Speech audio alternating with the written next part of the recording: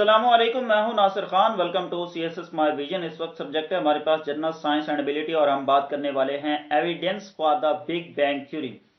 Last lecture में हमने पढ़ा था ओरिजिन ऑफ द यूनिवर्स यानी कायनात के आगाज के बारे में कि ये कायनात कैसे शुरू हुई, इस कायनात का आगाज कैसे हुआ, ये कायनात वजूद में कैसे आई, इस वक्त जो कायनात मौजूद है।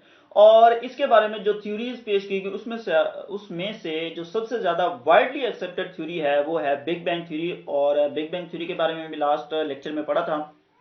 उसी बिग बैंग थ्योरी को सपोर्ट करने के लिए जो एविडेंस दिए जाते हैं, जो सबूत बयान किए जाते हैं, जो सबूत दिए हैं साइंटिस्ट ने, वो क्या हैं और कितने हैं, आज हम उन्हीं के बारे में डिस्कस करेंगे। उससे पहले थोड़ा सा मैं आपको बिग बैंग थ्योरी के बारे में बता दूं। जो उसकी टोटल डिटेल्स है मैंने लास्ट लेक्चर में बताई हैं, आप लास्ट लेक्चर में जाके देख सकते हैं। 22 मिनट्स का लेक्चर है लास्ट, उसके अंदर तफसील से बताया है कि बिग बैंग थ्योरी क्या है और ये कायनात कैसे आगाज वजूद में आई। ठीक है, तो बिग बैंग थ्योरी में साइंटिस्ट कहते हैं कि ये जो कायनात है ये 13.7 बिलियन साल पहले एक छोटा सा पॉइंट था, जो किसी भी सुई की नोक होती है उस नोक से भी हजारों गुना छोटा पॉइंट था। पेन की निब से हम एक पॉइंट लगाते हैं तो उस पॉइंट से भी हजारों गुना छोटा एक पॉइंट था, जिसे सिंगुलैरिटी का नाम देते हैं। 13.7 बिलियन साल पहले वो पॉइंट अचानक एक्सप्लोड हुआ, फटा, और उससे ये कायनात वजूद में आ गई। और वो पॉइंट फटने से जो कायनात वजूद में आई वो फैलती गई, फैलती गई, फैलती गई, इतनी बड़ी कायनात बन गई। और इस वक्त प्रेजेंट टाइम में भी साइंटिस्ट कहते हैं ये कायनात फैल रही है, मजीद फैल रही है। तो एक एविडेंस तो हम इसके बारे में देंगे कि कायनात आया फैल रही है, क्या वाकई फैल रही है। ठीक है, तो एक एविडेंस इसके बारे में होगा। पहला एविडेंस कि कायनात फैल रही है या नहीं फैल रही, इसका सबूत दिया है साइंटिस्ट ने। ठीक है, दूसरा सबूत उन्होंने ये दिया है क्या वाकई कोई बिग बैंग बड़ा धमाका हुआ था, क्या वाकई कोई एक्सप्लोजन हुई थी, क्या वाकई ही जो पॉइंट था वो फटा था। तो उसके फटने का, उसके एक्सप्लोजन का एक दूसरा सबूत साइंटिस्ट देते हैं, वो भी आज हम उसके बारे में डिस्कस करेंगे। तो पहला सबूत जो साइंटिस्ट ने दिया है वो लाइट के स्पेक्ट्रम से दिया है। स्पेक्ट्रम क्या होता है? लाइट, जो लाइट की रेज होती हैं, इनकी जो रेंज होती है या इनकी जो वेवलेंथ होती है, एक वेव की लेंथ को हम वेवलेंथ कहते हैं। ठीक है, क्रस्ट और ट्रफ को मिला के तो वो वेवलेंथ होती है। उसके बाद इंटेंसिटी लाइट की। तो इन तीनों चीजों की या किसी भी एक चीज की जो ग्राफ होता है या कोई चार्ट होता है, चार्ट के ऊपर या ग्राफ के ऊपर ड्रा करके हम उसके कलर्स को शो करते हैं, उसे हम उसका स्पेक्ट्रम कहते हैं। कलर शो करें ना करें, लेकिन उसकी एक ग्राफिकली उसको जो हम शो करते हैं उसे हम कहते हैं स्पेक्ट्रम। लेकिन अक्सर कलर भी शो किया जाता है। तो आया क्या साइंटिस्ट ने इसी आम लाइट के स्पेक्ट्रम से कोई सबूत दे दिया? नहीं। हमने पढ़ा था स्टार्स के बारे में और प्लैनेट के दरमियान डिफरेंस। तो उस वक्त मैंने स्टार के बारे में थोड़ा सा तफसील से बताया था। ठीक है, तो स्टार की अपनी लाइट होती है, जैसा कि हमारा जो सन है, सूरज है, ये हमारे जो सोलर सिस्टम है इसका वाहिद एक स्टार है। ठीक है, और इसके अलावा हमारी जो मिल्की वे गैलेक्सी, उसके अंदर बहुत सारे मिलियन बिलियंस जो है वो स्टार्स पाए जाते हैं। और रात को हम अपनी आंखों से भी देखते हैं, काफी सारे स्टार्स हमें नजर आते हैं। तो स्टार्स की अपनी लाइट होती है।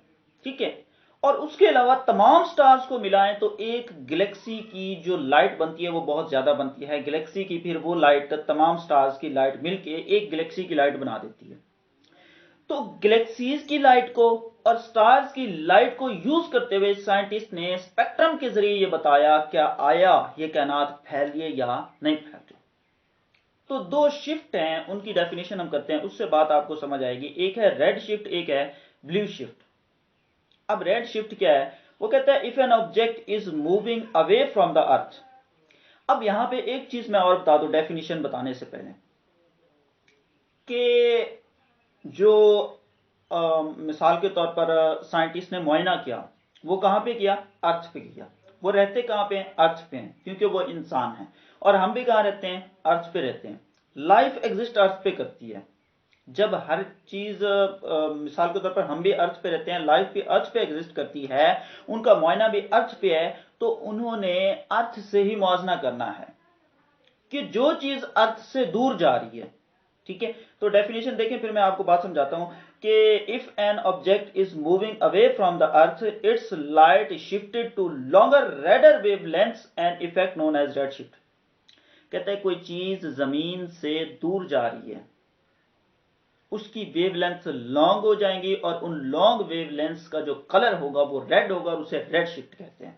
दोबारा सुने, कोई चीज, कोई भी चीज है, वो चाहे कोई मिसाल के तौर पर स्टार है, वो चाहे कोई गैलेक्सी है, वो चाहे समथिंग एल्स, कुछ भी है, जो डिस्टेंट गैलेक्सीज, जो डिस्टेंट स्टार्स हैं, जो कि किसी भी इंस्ट्रूमेंट से देखे जा सकते हैं, वो अगर जमीन से दूर जा रहे हैं, कोई स्टार जमीन से दूर जा रहा है, कोई गैलेक्सी जमीन से दूर जा रही है, ठीक है, तो दूर जा रही होगी तो उसका जो शिफ्ट होगा वो रेड होगा, उसकी जो वेवलेंथ होगी वो लॉन्ग होगी और रेड शिफ्ट, रेड कलर दिखाई देगा, ठीक है। और दूसरी बात, अगर दूसरे शिफ्ट की हम बात करें, if an object is moving towards earth, its light shifts to shorter blue wavelength, an effect known as a blue shift. कहते हैं अगर कोई चीज जमीन की तरफ आ रही है, जमीन से दूर नहीं जा रही बल्कि जमीन की तरफ आ रही है, फॉर एग्जाम्पल कोई स्टार जमीन की तरफ आ रहा है, कोई गैलेक्सी जमीन की तरफ आ रही है, तो उसकी वेवलेंथ शॉर्ट हो जाएंगी और उन शॉर्ट वेवलेंथ का जो कलर होगा वो ब्लू होगा और उसे ब्लू शिफ्ट कहते हैं। यहां पे सबूत कहां से आ गया? मैं तो आपको डेफिनेशन बता रहा हूं, कभी रेड शिफ्ट की बता देता हूं, कभी ब्लू शिफ्ट की बता देता हूं। तो रेड शिफ्ट और ब्लू शिफ्ट के अंदर ही सबूत है, वो जरा मैं बताता हूं कि रेड शिफ्ट और ब्लू शिफ्ट में से कौन सा शिफ्ट हमारे सबूत को सपोर्ट करेगा। हमारे सबूत को सपोर्ट करने वाला है रेड शिफ्ट। जरा दोबारा से गौर करें, अगर शिफ्ट पे जो चीज दूर जा रही है वो रेड दिखाई देगी, जो करीब आ रही है वो ब्लू दिखाई देगी। अब यहां पे साइंटिस्ट कहते हैं कि अगर हबल टेलीस्कोप से उन्होंने जो भी क्या कहते हैं इमेजेस लिए, उन इमेजेस के मुताबिक गैलेक्सीज का कलर उन्हें रेड नजर आया, गैलेक्सीज का जो शिफ्ट है उन्हें रेड नजर आया है, स्टार्स का जो कलर है, स्टार्स का जो शिफ्ट है उन्हें रेड नजर आया। कहते हैं हबल टेलीस्कोप से जो भी डिस्टेंट गैलेक्सीज का एक इमेज लिया गया है वो रेड शिफ्टेड है, जो जिससे हमें यह पता चलता है कि चीजें दूर जा रही हैं। हबल टेलीस्कोप से जो इमेज लिए गए उनसे जो शिफ्ट नजर आया वो रेड था, जिससे पता चलता है कि चीजें क्या जा रही हैं, दूर जा रही हैं। गैलेक्सीज कहां जा रही हैं, दूर जा रही हैं। क्यों? हमने अभी डेफिनेशन में पढ़ा है रेड शिफ्ट किसका होता है, दूर जाने वाले का, करीब आने वाले का ब्लू शिफ्ट होता है, रेड शिफ्ट किसका होता है, दूर जाने वाले का। इसका मतलब यह हुआ गैलेक्सीज क्या जा रही हैं, दूर जा रही हैं। तो अगर गैलेक्सीज दूर जा रही हैं तो क्या इससे यह साबित नहीं होता कि कायनात फैल रही है? दूर जाने का तो मतलब यही होता है, इधर से एक गैलेक्सी है वो दूर जा रही है, इधर से दूसरी गैलेक्सी है वो दूर जा रही है, इधर से तीसरी गैलेक्सी है वो दूर जा रही है, चारों तरफ की गैलेक्सीज दूर जा रही हैं, फैल रही हैं। इसका मतलब कायनात जो है वो एक्सपेंड हो रही है, कायनात मजीद फैल रही है, ठीक है। एक ये सबूत हो गया। और दूसरा, इसी के अंदर हमें एक और बात भी पता चलती है, कहता है कि further away the Galaxy greater the red shift. कहता है कि उन इमेजेस के अंदर यह भी देखा गया है जो गैलेक्सीज ज्यादा दूर हैं उनका शिफ्ट भी ज्यादा रेड है, यानी उनका कलर रेड जो है वो ज्यादा वाजे है। जो कम दूर है उनका रेड शिफ्ट भी कम है। यहां से क्या आप जो है एक नतीजा निकालते हैं? कहते हैं जितना ज्यादा गैलेक्सीज दूर जा रही हैं रेड शिफ्ट उतना बढ़ता जा रहा है। इसका मतलब यह हुआ कि जितना कोई चीज दूर जाएगी उसकी स्पीड भी उतनी ज्यादा क्या हो रही है, बढ़ रही है। कि this tells us that more distance the Galaxy the faster it is moving. एक तो वो दूर जा रही है, दूसरा तेज स्पीड से दूर जा रही है। तेज स्पीड का कैसे पता चला? वो ऐसे चला कि जितनी ज्यादा दूर जा रही है रेड शिफ्ट बढ़ता जा रहा है। थोड़ा सा दूर थी तो रेड शिफ्ट कम था, फिर और दूर गई रेड शिफ्ट और बढ़ गया, फिर और दूर गई रेड शिफ्ट और बढ़ गया, यानी उनका रेड कलर ज्यादा होता जा रहा है, रेड शिफ्ट बढ़ता जा रहा है, जिससे यह साबित होता है कि उनकी स्पीड भी क्या है, बहुत ज्यादा है। तो एक बार फिर से मैं पहला एविडेंस एक्सप्लेन कर दूं कि दो शिफ्ट हैं। एक रेड शिफ्ट है जिसके मुताबिक जमीन से कोई भी चीज जब दूर जाएगी तो वो रेड शिफ्टेड होगी, उसकी वेवलेंथ लॉन्ग होगी, कलर रेड दिखाई देगा। और जो चीजें जमीन के करीब आती हैं उनका कलर ब्लू होता है, ब्लू शिफ्टेड होती हैं। अब हमने हबल टेलीस्कोप से साइंटिस्ट ने जो भी इमेजेस लिए उन्हें ब्लू शिफ्ट नहीं बल्कि मोस्टली रेड शिफ्टेड गैलेक्सीज दिखाई दी और रेड शिफ्टेड स्टार्स दिखाई दिए, जिससे वो ये अंदाजा लगाते हैं कि चीजें जमीन से दूर ही जा रही हैं और जितना ज्यादा दूर जा रही हैं रेड शिफ्टेड उतना ज्यादा बढ़ता जा रहा है। इन दोनों बातों से वो कहते हैं हमें पता ये चलता है कि रेड शिफ्टेड से कायनात फैल रही है, कायनात मजीद एक्सपैंड हो रही है क्योंकि चीजें दूर जा रही हैं और जितनी ज्यादा दूर जा रही हैं रेड शिफ्ट उतना बढ़ रहा है, तो स्पीड बढ़ रही है, स्पीड बढ़ने से कायनात तेजी से जितना एक्सपैंड हो रही है उतना ही स्पीड भी उसकी बढ़ रही है, एक्सपेंशन की स्पीड भी उसकी क्या हो रही है, तेज हो रही है। दूसरा जो हमारे पास सबूत है वो है CMB, cosmic microwave background radiation. Cosmic microwave background radiations ये क्या है? अगर हम इनकी डेफिनेशन करें, the cosmic microwave background radiations is electromagnetic radiation which is a remnant from early stage of the universe. CMB is faint cosmic background radiation filling all the space. ठीक है, अब यहाँ पे डेफिनेशन के अगर मुताबिक हम देखें तो साइंटिस्ट कहते हैं, दो साइंटिस्ट हैं, एक का नाम है आर्नो पेंजियास, दूसरा है जो है विल्सन। ठीक है, तकरीबन वो है रॉबर्ट विल्सन है या अल्बर्ट विल्सन है, विल्सन है मेरे ख्याल में उसका नाम ऐसे है मुकम्मल, तो शॉर्ट यहाँ पे लिखा हुआ है विल्सन। आर्नो पेंजियास और विल्सन ये दो साइंटिस्ट थे, इन्होंने हबल टेलीस्कोप के जरिए रेडियो सिग्नल्स की जो स्टडी कर रहे थे, ये रेडियो के जो सिग्नल्स होते हैं उनको स्टडी करते हैं, उस वक्त स्टडी करते हुए इन्होंने कुछ वेव्स, कुछ रेडिएशंस का मुआयना किया और उन रेडिएशंस को कॉस्मिक माइक्रोवेव बैकग्राउंड रेडिएशंस कहते हैं, शॉर्टकट उन्हें CMB रेडिएशंस कहते हैं। तो कॉस्मिक माइक्रोवेव बैकग्राउंड रेडिएशंस का इन्होंने मुआयना किया तो इन्हें पता चला कि स्पेस में हर तरफ पाई जाती हैं, पूरी स्पेस को इन्होंने फुल किया हुआ है।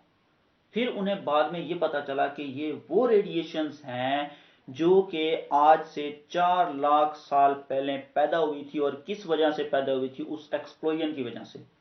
एक्सप्लोजन तो 13.7 बिलियन साल पहले हुआ था, लेकिन बाद में जिस तरीके से ये फैलते गई और इसके एनर्जी के असर से, इसकी हीट के असर से, क्योंकि कोई चीज जब फटती है तो उससे हीट निकलती है, तो बहुत अरसा बाद इसके हीट के असर से, कायनात के फटने के हीट के असर से, एक्सप्लोजन के हीट के असर से, और इसके अंदर जो चीजें फैल रही थी उनके असर से कुछ रेडिएशंस पैदा होना शुरू होगी।